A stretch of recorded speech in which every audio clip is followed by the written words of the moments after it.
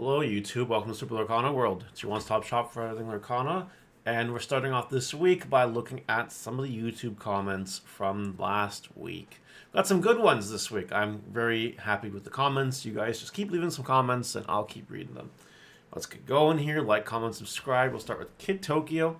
I appreciate this channel and what you do to help the Lorcana community. I just grabbed this one just to juice myself up a little bit, but it's nice to see that people appreciate it. So, you're welcome.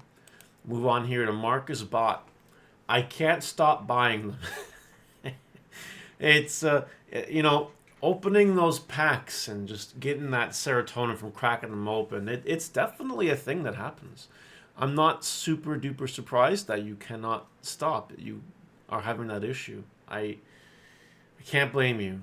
I learned how, it took me years to learn how to resist the itch to keep buying packs.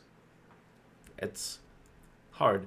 Especially because I'm a card shop owner, I have so much fucking product. It's just crazy. Anyway, yeah, I believe you. Sixth Face, a lot of enchanted cards have bottomed and are moving back up. Also, Lady Tremaine is single most used card in Lorcana right now, and the enchanted is sub 100. Crazy. To which someone commented, you're putting meta and collectability in the same pot. You don't need enchanted to play it. Enchanted is purely for collection. I wouldn't put those on my deck. We got a few mistakes there, but the message is clear. Yeah, Lady Tremaine is really popular. Enchanted rare cards. I've kind of said this. I'm pretty sure I've said this. Once the product runs out, that's when they go back up in price for now anyway. I'm pretty sure I said that somewhere, but the product has not run out yet. So I'm not expecting... Some might go up a little bit, but until we have any big meta shifts or competitive announcements or anything, I think they're going to keep either staying the same or going down with a little bit of variance in there. Then we have Austin Arnold.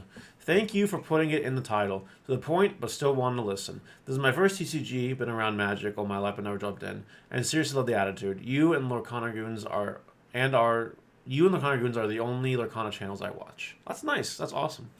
And I don't blame you because we make some good content. Am I right? Am I right? But real talk here, yeah, it's really, really important that we spread the message around not buying the pre-sales. I'm probably going to keep doing this for a little while, just because it is very important. You do, like this guy, have a lot of uneducated first-time card game buyers up in this card game now.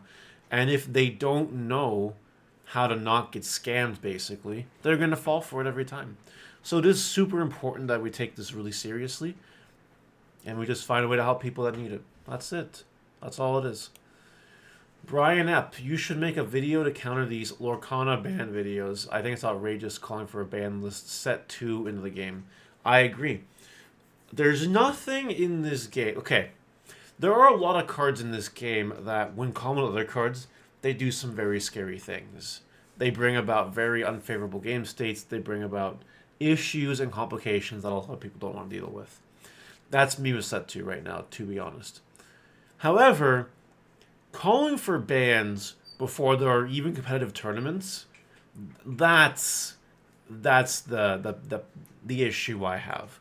I truthfully believe that set 2 is a little bit early for, huge power creep to be causing a problem. Fortunately, this is mitigated by the fact that there is no competitive Lorcana right now.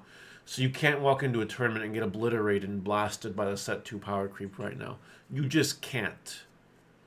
If we had a competitive environment right now, if we did, could there be a reasonable call for a ban list? Yes. There are. I'm not going to get into the whole nonsense, but there are a few combos out there and a few cards that are really just a little too strong. There are. I'm not going to lie. I've been saying that since the set 2 leaks started happening.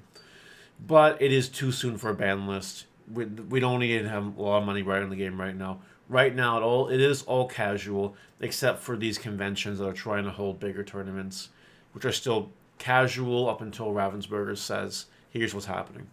So, no, it's way too early for a ban list. But if we start getting competitive Lorcana set 3, set 4, I would expect a ban list shortly after that starts. That's me. Mike Leonard.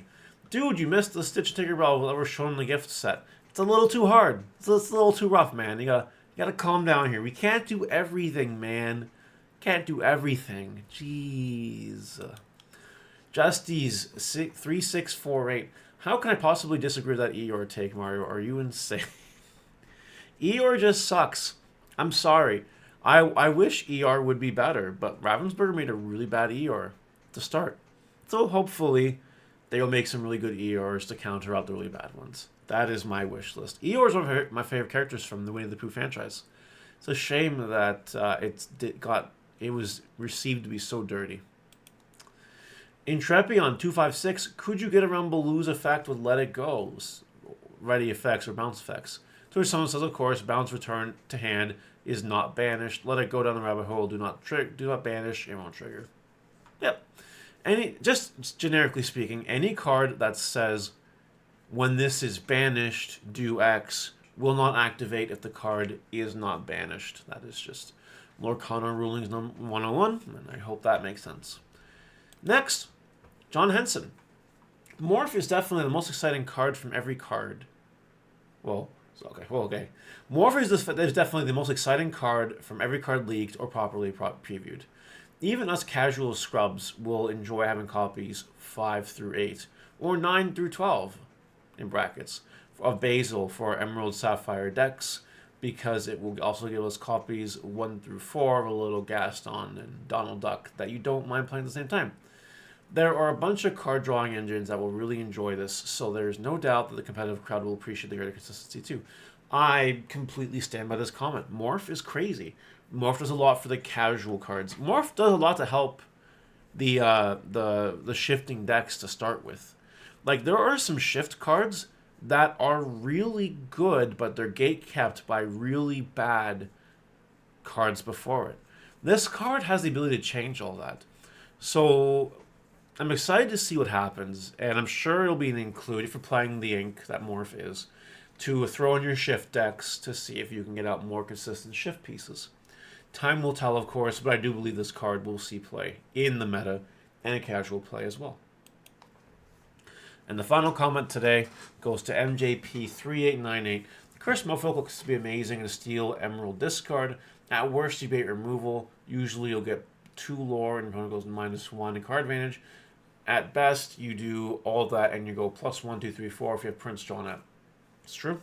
And Morph also goes well with Emerald Steel, since we play a lot of shift characters, or at least I do. Haha! Yes. It's, I understand where this guy's going, and why Morph will be nuts with Sad Beast Shift is also true. It's also very true. Yeah, Cursed Merfolk, we'll love to see the ideas. Prince John is broken. That's one of the cards, by the way, that, you know, it's a little strong. It's a little strong. But yeah, to this guy's point, everything he said here is correct, and I have nothing to disagree with. All right, that's it. Let me know what you guys think in the comments, and I'll see you later. Bye.